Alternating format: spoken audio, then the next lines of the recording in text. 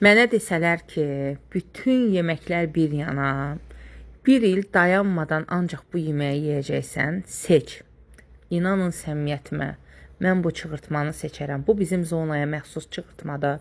Qəşəng kət çolpası, xoruzu doğrayırıq tikələrə, qaynadırıq.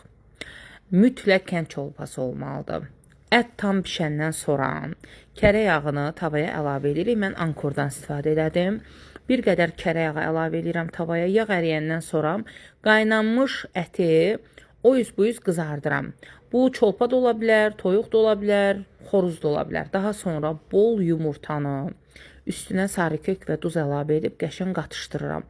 Əlavə edirəm toyuğun üzərinə. Qapağını bağlayıram.